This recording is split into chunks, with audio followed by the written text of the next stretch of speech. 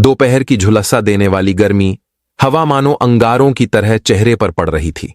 भारत पाकिस्तान की सीमा पर फैला सुनसान रेगिस्तान बिल्कुल सुना सुनाया सा लग रहा था।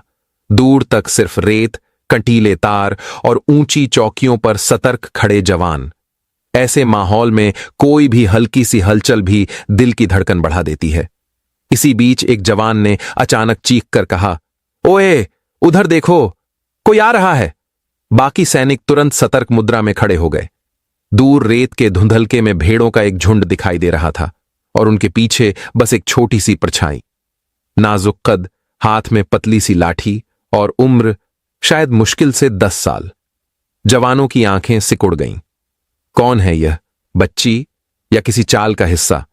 सीमा पर भरोसा करना भी एक तरह की लग्जरी होता है। कुछ सेकंड में ही जवानों ने घेरा बना लिया। रुको, वहीं रुक जाओ। गर्जन जैसी आवाज हवा में गूंज गई। छोटी बच्ची एकदम कांप गई, उसके होंठ थरथराए। मैं रास्ता भटक गई। भेड़ें चराते चराते। उसकी आवाज में मासूमियत थी, लेकिन संदेह का पहरा सीमा पर किसी के चेहरे से नहीं उतरता। एक जवान बड़बड़ाया, सरहद पर कोई ऐसे ही नहीं भटकता, पकड़ लो इसे, चौकी ले चलते हैं। यह सुनते ही बच्ची पीछे हट गई। नहीं, मुझे मत ले जाओ, मेरी अम्मी इंतजार कर रही होंगी, वो बीमार हैं। लेकिन कठोर ड्यूटी पर तैनात सैनिकों के कदम रुकते नहीं। कुछ ही क्षणों में छोटी सी कलाई सख्त हथेलियों में जकड़ ली गई। वह रोती, चिल्लाती रही, मैंने कुछ नहीं किया, मुझे घर जाना है। भेड़ों का झुंड चारों ओर बिखर गया था, जैसे किसी ने रेगिस्तान की शांति को फाड़ दिया हो। बच्ची को चौकी के अंदर लाया गया। उसके गाल आंसुओं से भीगे थे और उसके छोटे छोटे कदम जैसे धरती में धंस रहे हों। तभी चौकी के अंदर से एक भारी आवाज गूंजी, यह सब क्या हो रहा है? द्वार से बाहर आए कैप्टन वीर प्रताप सिंह, लगभग 35 साल का रौबदार व्यक्तित्व, तीखी निगाहें और कंधों पर चमकते सितारे। सख्ती उसका स्वभाव थी, लेकिन दिल में एक ऐसी चुभन भी थी जिसे वह किसी से कह नहीं पाता था। जवानों ने सलाम ठोका और बताया, सर, यह बच्ची सीमा पार से आई है, पाकिस्तान की लगती है, शक है कि जासूस हो सकती है। वीर प्रताप की नजर बच्ची पर गई। छोटी सी जान कांप रही थी, दोनों हाथों से डर को पोंछने की कोशिश करती हुई, और फिर जैसे उसके भीतर का इंसान फट पड़ा। तुम्हें शर्म नहीं आती? 10 साल की बच्ची में आतंकवादी ढूंढ रहे हो? जवानों के चेहरे झुक गए। किसी ने जवाब देने की हिम्मत नहीं की। वीर प्रताप धीरे से बच्ची के पास बैठा, स्वर नरम किया, बेटा डरो मत, सच सच बताओ, तुम यहां कैसे आई? बच्ची ने हिचकिचाते हुए कहा, मेरा नाम नूरा है, मैं पाकिस्तान के गांव धनक की हूं। भेड़ें चराते चराते रास्ता भटक गई, इसलिए यहां आ गई। वीर प्रताप ने उसकी आंखों में गहराई तक देखा। डर था, लेकिन झूठ की वह चमक नहीं जो वह सालों से पहचानता आ रहा था। और उसी पल उसे समझ आ गया, यह बच्ची अपराधी नहीं, बस किस्मत की मारी एक मासूम थी। वीर प्रताप ने नूरा की पीठ पर हल्के से हाथ रखा, जैसे किसी डरे हुए परिंदे को शांत किया जाता है। डरना मत, कुछ नहीं होगा तुम्हें, हम तुम्हें सुरक्षित घर वापस भेजेंगे। नूरा की आंखों से आंसू लगातार बह रहे थे, लेकिन वीर प्रताप की आवाज में जो भरोसा था, उसने उसके भीतर की घबराहट को थोड़ा कम कर दिया। फिर वीर प्रताप ने जवानों की तरफ मुड़कर आदेश दिया, ध्यान रहे, इस बच्ची पर कोई हाथ नहीं उठाएगा, इसे आराम करने दो, पानी लाओ। एक जवान हिचकिचाया, लेकिन सर, ऊपर से आदेश। वीर प्रताप की आवाज गरज उठी, यहां आदेश मैं दूंगा, और सुन लो, ये बच्ची है, दुश्मन नहीं। पूरी चौकी पर एक पल में सन्नाटा छा गया। जवान सिर झुकाकर खड़े रह गए। नूरा को एक छोटे से कमरे में बैठाया गया। एक जवान पानी लेकर आया। वह गिलास उठाते हुए कांप रही थी, पर फिर भी धीरे से घूंट घूंट कर पी गई। छोटा सा कमरा, कोने में बैठी एक 10 साल की बच्ची, आधा भरा गिलास, भीगी पलकें, और वो घबराई हुई बैठी रही। बाहर चौकी पर जवान धीमे स्वर में बातें कर रहे थे। पता नहीं सच बोल रही है या किसी चाल का हिस्सा है। हां, पाकिस्तान वाले कुछ भी कर सकते हैं, लेकिन इतनी मासूम लगती है, क्या वो झूठ बोल सकती है? वीर प्रताप यह सब दूर से सुन रहा था। उसके भीतर भी एक अलग तरह की जंग चल रही थी। कर्तव्य बनाम इंसानियत, और अक्सर ये दोनों एक ही समय पर सही नहीं हो सकते। नूरा की दुनिया, जिसे कोई देख नहीं पा रहा था, वीर प्रताप की निगाहें अचानक शून्य में खो गईं और उसके दिमाग में एक दृश्य उभरा। पाकिस्तान की तरफ एक छोटा सा गांव, मिट्टी के घर, टूटी चारपाइयां, धूल से भरी गलियां। उसी गांव में नूरा का घर, दरवाजे पर बैठी उसकी बीमार अम्मी, जिनके चेहरे पर थकान की गहरी लकीरें थीं। चूल्हे पर उबल रही थी सिर्फ दाल का पतला पानी, क्योंकि घर में इतना ही था। और तभी नन्ही नूरा दौड़ती हुई आती है। अम्मी, आज भेड़ों को दूर ले गई थी, खूब घास मिली, सबने पेट भर कर खाया। अम्मी मुस्कुराती हैं, फिर धीरे से खांस पड़ती हैं। बेटी, तू इतनी छोटी और फिर भी घर संभालती है। नूरा हंसकर कहती है, अम्मी, आपको काम करने की जरूरत नहीं, मैं हूं ना। लेकिन उसकी आंखों में छुपा डर बता देता था कि उसे भी पता है, घर की हालत ऐसी नहीं कि बचपन उसे मिल सके। उसका पिता दिन भर मजदूरी करता था, कभी खाना मिलता, कभी रात भूख में कटती थी। नूरा अक्सर सोचती, काश ये भेड़ें बड़े होकर घर की हालत बदल दें। उसके सपने छोटे थे, लेकिन उम्मीद बड़ी थी। वापस चौकी पर एक जवान खाना लेकर आया, थाली में रोटी और दाल। नूरा डर कर पीछे हटी। जवान हल्के से हंसा, अरे, खाने से क्यों डर रही हो, हमारी ही रोटी है, खा लो। वह थाली रखकर बाहर चला गया। कुछ देर बाद नूरा ने कांपते हाथों से रोटी उठाई, छोटे छोटे निवाले लेकर खाने लगी, और हर निवाले के साथ उसकी आंखें और भरती चली गईं। बाहर चौकी पर दो जवान बातें कर रहे थे। पहला, मुझे समझ नहीं आता, सर इसे इतना महत्व क्यों दे रहे हैं, पाकिस्तान से आई है आखिर। दूसरा, लेकिन बच्ची है भाई, देख नहीं रहा कितना डरी हुई है। पहला, डर का नाटक भी तो हो सकता है, कौन जाने पीछे क्या प्लान हो। उसी वक्त कैप्टन वीर प्रताप वहां आ पहुंचे। उनकी आंखों में गुस्से की चिंगारी थी। मैंने कहा था, बच्ची है ये, इससे आगे कुछ बोलने की जरूरत नहीं। जवान तुरंत चुप हो गए। रात का सन्नाटा, लेकिन कुछ दिलों में तूफान रात गहरी हो चुकी थी। नूरा कमरे के कोने में सिमट कर लेटी थी, लेकिन नींद उसे छू भी नहीं रही थी। हर बार आंखें बंद होती, अम्मी का चेहरा सामने आ जाता, बेटी देर मत करना, जल्दी घर लौट आना। वह डर कर झट से आंखें खोल देती। दूसरे कमरे में कैप्टन वीर प्रताप नक्शा फैलाकर बैठे थे, पर उनकी नजर नक्शे पर नहीं थी। वह सिर्फ नूरा के बारे में सोच रहे थे, क्योंकि उस बच्ची को देख उन्हें अपनी छोटी बहन याद आ गई थी।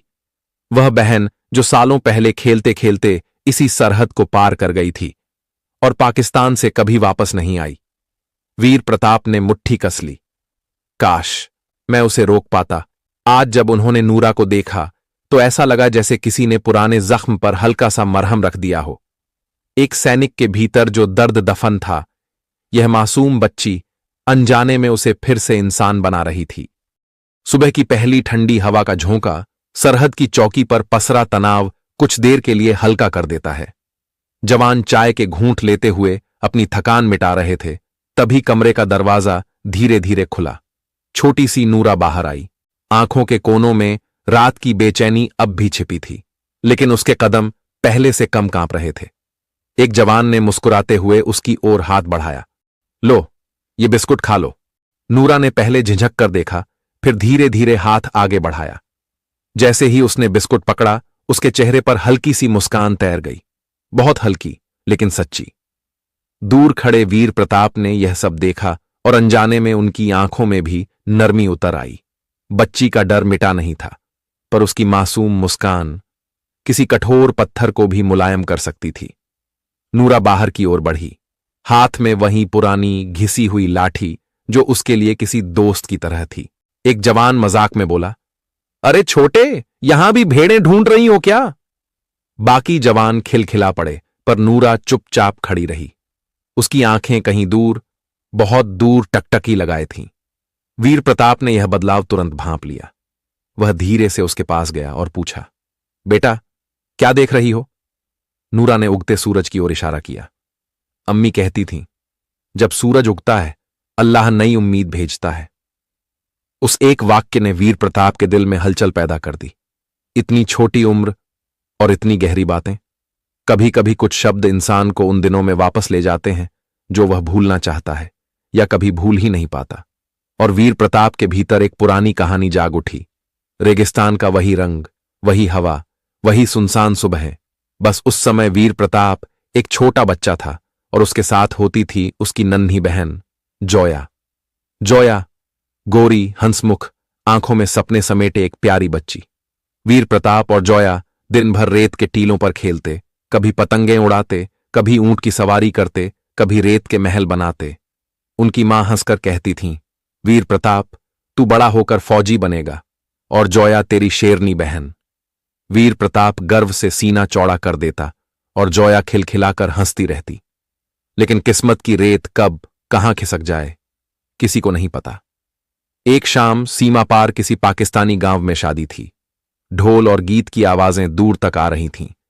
जोया ने जिद की, भैया चलो देखते हैं, कितनी अच्छी आवाजें हैं। वीर प्रताप ने डांट दिया, नहीं, वो सरहद है जोया, वहां नहीं जाना। पर बच्ची जिद्दी थी। धीरे धीरे अकेली ही उधर बढ़ गई। जब वीर प्रताप पीछे दौड़ा, देर हो चुकी थी।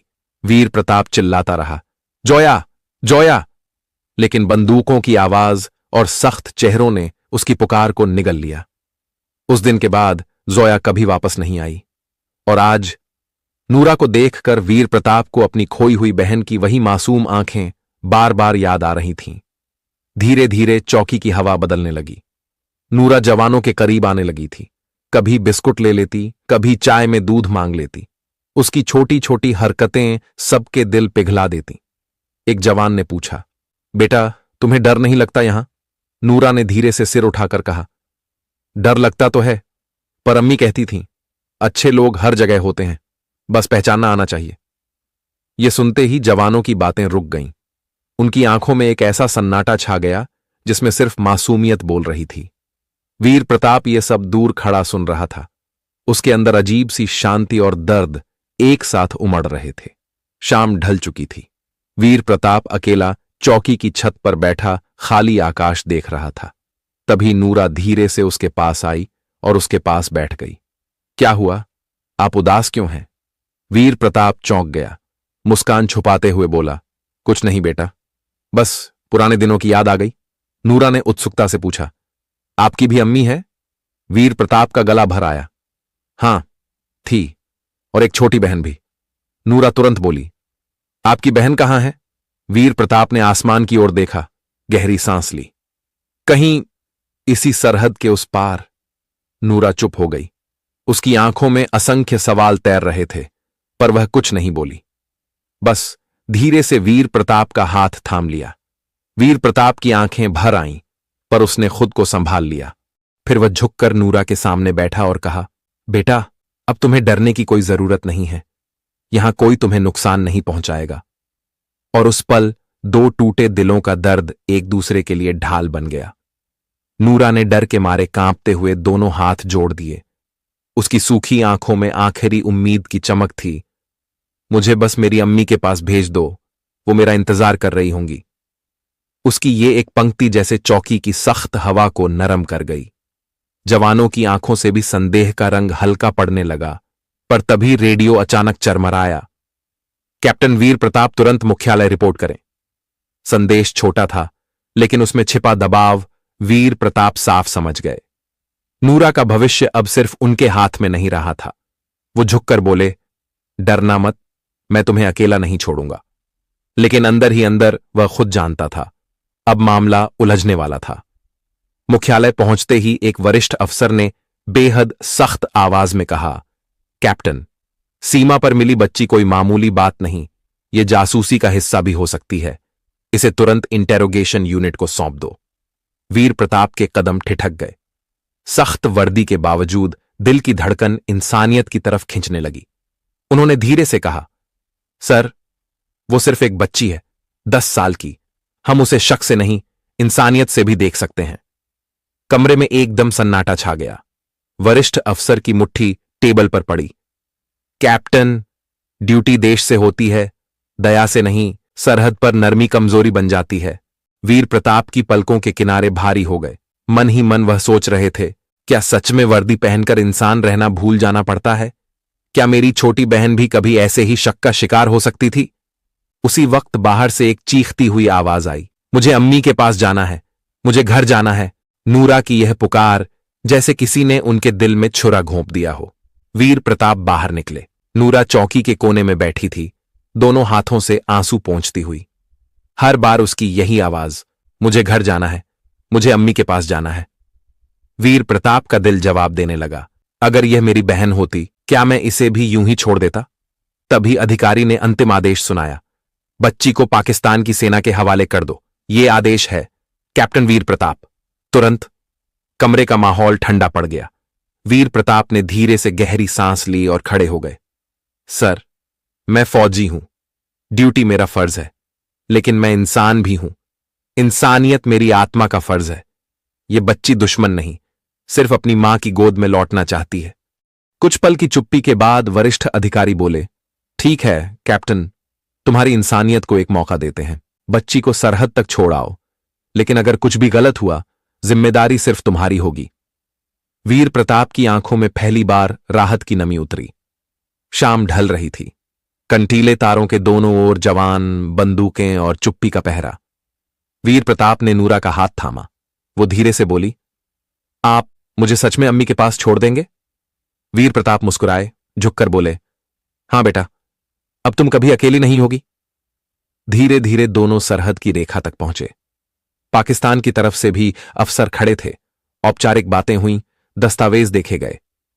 नूरा की आंखें उम्मीद से चमक रही थीं, और फिर जैसे ही उसने पाकिस्तान की जमीन पर पहला कदम रखा, दूर से उसकी मां चीखती हुई भागी, नूरा!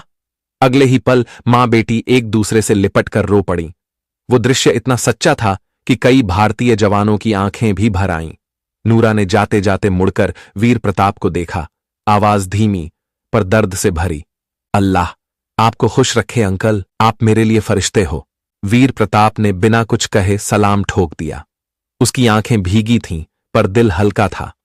उस दिन वीर प्रताप ने समझा, सरहदें देशों को बांट सकती हैं, लेकिन इंसानियत दिलों को जोड़ने का काम करती है। कभी कभी एक मासूम की मुस्कान सबसे बड़ी जीत बन जाती है, और बंदूकें बस हार मान लेती हैं। अगर कहानी दिल को छू गई हो तो कमेंट में जरूर बताएं कि आप कहां से देख रहे हैं। जय हिंद।